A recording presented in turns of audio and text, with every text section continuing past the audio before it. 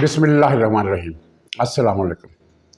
नाज़रीन, पिछले चंद दिनों में एक बहुत अहम डेवलपमेंट हुई है और एक हमागीर ऑपरेशन 4 माफियाओं के गिरोह के ख़िलाफ़ शुरू कर दिया गया है और जल्द ही एक बड़ा क्रैकडाउन होगा जिसमें इस माफिया से निजात हासिल करने के लिए कुछ बामाने और नतीजा खेज़ इक़दाम किए जाएंगे।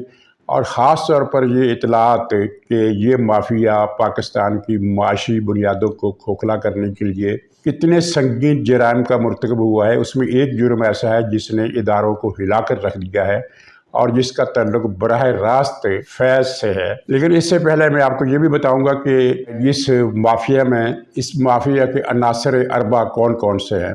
और इससे पहले थोड़ा सा तज़किरा उस ऑडियो लीक का जो फवाद चौधरी के उसके भाई के दरमियान हुई है और जिसमें जो आपने सुन लिया है, जिसमें बिंदियाल साहब का जिक्र है, लाहौर हाई कोर्ट की चीफ जस्टिस का जिक्र है, मज़ाहर नकवी का जिक्र है और 1 अरब रुपए मालियत का ट्रक असल में ये अंडरवर्ल्ड की इस्तिलाह है जिसका मतलब होता है 1 अरब रुपया।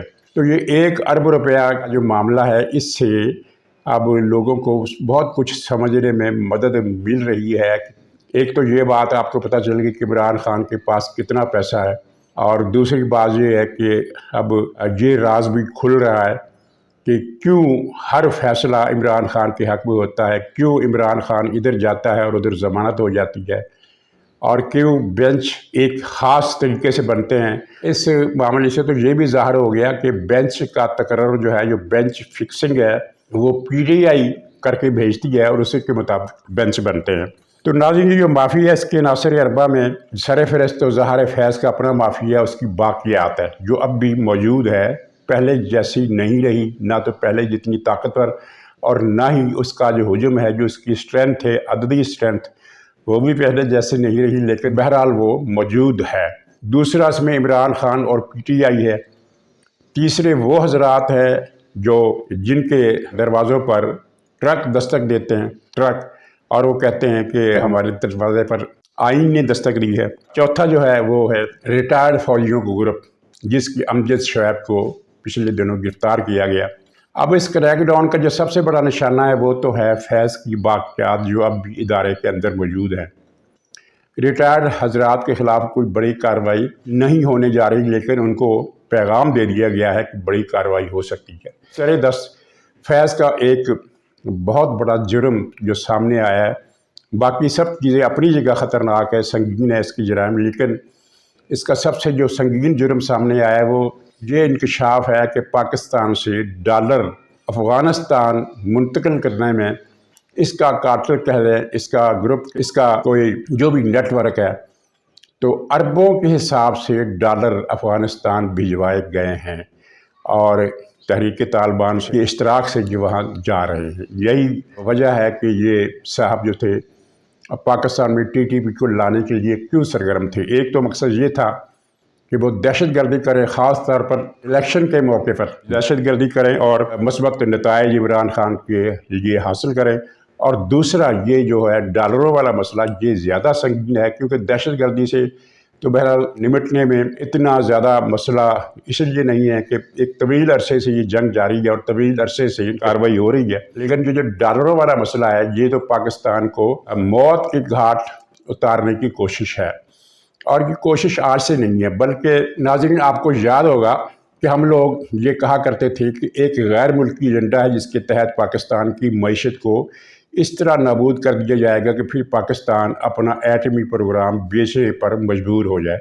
और इस साजिश का आगाज़ इमरान खान ने अमल दरामद तब शुरू किया जब इसने रज़ा बाकर को स्टेट बैंक का गवर्नर बनाया।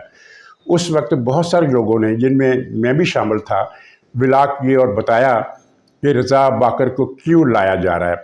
जहाँ ज़मीनी तौर पर एक इतनी अहम बात नहीं है, लेकिन कर देनी चाहिए कि बहुत सारे लोग रज़ा बाकर को शिया समझते हैं कि वो अहले तशरीह से उनका ताल्लुक़ है। दरअसल ये कादियानी है।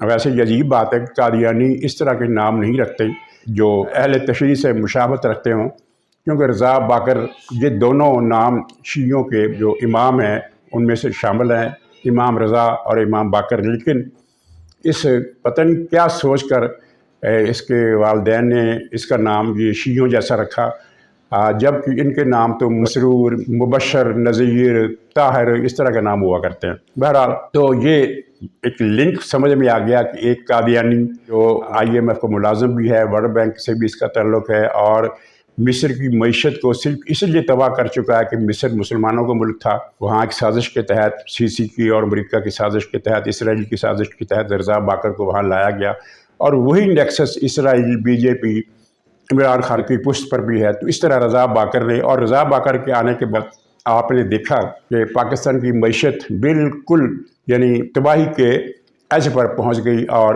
ابھی تک اس کا یہ لڑکھاؤ جاری ہے، اور جس کی وجہ یہ ہے کہ حکومت کی کچھ عدم فعالیت بھی ہوگی، لیکن زیادہ چیز یہ ہے کہ ان کا جو نیٹ ورک ہے معیشت کو برباد کرنے کے مشن پر پوری طرح لگا رہا، اور تبدیلی کے باوجود ان پر ہاتھ نہیں ڈالا جا سکا۔ اب یہ ہاتھ ڈالا جا رہا ہے۔ تو اسی مافیا کا ایک رکن یہ میڈیا میں موجود ان کے لوگ ہیں، جنرل امجد شعیب جیسے، جو اسرائیل کا آپ سمجھتے ہیں کہ اسرائیل کا وہ کیا ہے، اسرائیل کا غیر اعلانیہ سفارتکار، اور وہی امجد شعیب ہے جس نے ایک ویڈیو میں کچھ عرصہ پہلے مذاق اڑایا تھا ان لوگوں کا جو تحریک ختم نبوت میں مارے گئے۔ تو لوگ آ کے ہمارے جوان رائفل پکڑ کے کھڑا، اس کے سامنے کھڑے ہوئے کہتے مارو گولی، اور جوان نے گولی چلانے سے انکار کیا۔ انہوں نے کہا کہ جناب جس نبی کے نام پہ یہ گولی کھانا چاہتا ہے میں اس نبی کا ماننے والا ہوں، میں ہی جان لے کے اپنے آپ کو گناہ گار کروں۔ تو یہ قصہ ہمارے بالکل مصیبت بن گئی وہ، کہ جب آپ کا اپنے جوان ہی فائر نہیں کرنا چاہ رہا۔ دوسرا یہ ہے کہ جب فائر کیا، جو 5-6 لوگ مارے گئے، ان کی ادھر نماز جنازہ، ادھر نماز جنازہ، ادھر جلسہ بن رہا ہے، پھر کوئی غائبانہ جنازہ، وہ تو مصیبت بن گئی۔ پھر اس کے بعد ہم نے نئی ٹیکنیکس جو ہیں وہ ورک آؤٹ کی، اور نئی ٹیکنیک میں رائفلز کا استعمال ختم کیا، اٹ واز لاٹھی۔ اور لاٹھی میں یہ فیصلہ ہوا کہ مارنا خوب ہے، مولویوں کو اتنا مارنا ہے کہ یہ ان کو نانی یاد آئے، اور مارنا ٹانگوں پہ ہے۔ اور میں ہاسپٹل قریب ہے، ان کو اطلاع کرا دی، بتا رہے ہیں لیکن میں ایسا نہیں کر، میں ہاسپٹل والوں کو اطلاع کر دی کہ جناب آئیں گے مولوی بڑے، آپ بسترے تیار حکومت کی جا کے ہم نے کی۔ اس میں پلاننگ یہ تھی، پلاننگ نیلے گنبد کی اور شیرنگ کراس کی پلاننگ یہ کی۔ بڑے مزے لے کر اس نے بتایا کس طرح ہم نے ان کے آدمی مارے، اور کس طرح پھر وہ جگہ جگہ جنازے اور غائبانہ جنازے پڑھتے رہے۔ یہ راسخ العقیدہ قسم کا متعصب آدمی ہے، اور پاکستان سے نفرت اس کی جڑوں میں بیٹھی ہوئی ہے۔ اس کو گرفتار کیا گیا فوج کے خلاف پروپیگنڈا کرنے کے جرم میں۔ مزے کی بات ہے کہ یہ اتنا بہادر ہے کہ گرفتاری کی پہلی رات ہی اس نے وہاں یوں سمجھ لیجیے کہ اپنے کپڑے خود ہی اتار دیے۔ اس سے تفتیش پولیس والوں نے نہیں کی، اس سے تفتیش FI والوں نے بھی نہیں کی، اس سے تفتیش کی ان لوگوں نے جو آپ سمجھتے ہیں کہ کون لوگ تھے۔ بہرحال اس نے کہا ساری چیزیں بک دیں، وعدے کی ہے کہ آئندہ میں ایسا کچھ نہیں کروں گا، میری توبہ میرے باپ کی توبہ۔ اس کو چھوڑ دیا گیا۔ اس کو چھوڑنے کا مطلب یہ نہیں ہے کہ اس پر سے کارروائی اب آئندہ نہیں ہوگی، کارروائی ہوگی۔ FIA کا ایک اور مقدمہ اس پر تیار ہے، اور اسے اگر اس نے کچھ دوبارہ اس طرح کی بکواس کی فوج کے خلاف، پاکستان کے خلاف، تو اسے دھر لیا جائے گا۔ اس کی گرفتاری کے بعد جو اصل انکشاف ہوا وہ یہ تھا کہ یہ ایک پورا نیٹ ورک پاکستان کے دشمنوں کا، جو پاکستان کے اندر بیٹھ کر بھی پاکستان کی جڑیں کاٹ رہے ہیں، اور پاکستان سے باہر بیٹھ کر بھی پاکستان کے خلاف بکواس کر رہے ہیں۔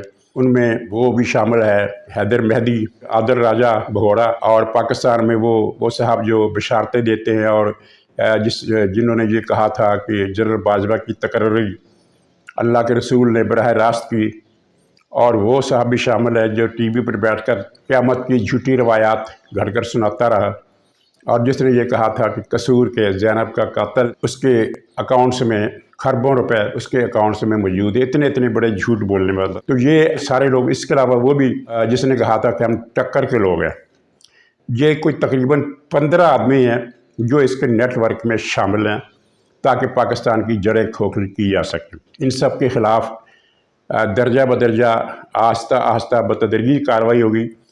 ایسا کوئی سوئفٹ ایکشن نہیں ہو رہا جسے ہم دھماکے سے تعویل کر سکیں، لیکن گریجولی جو کارروائی ان سب کے گلوں پر ہاتھ ڈالے جائیں گے۔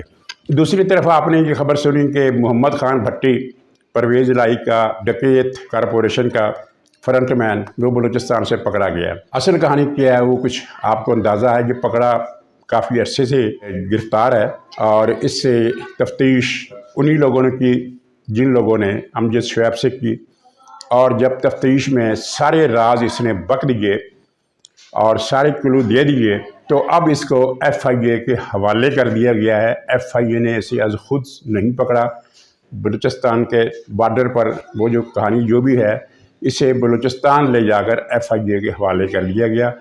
अब जो मुरम्मत होनी है वो परवेज़ इलाही की होनी है बराह रास्त।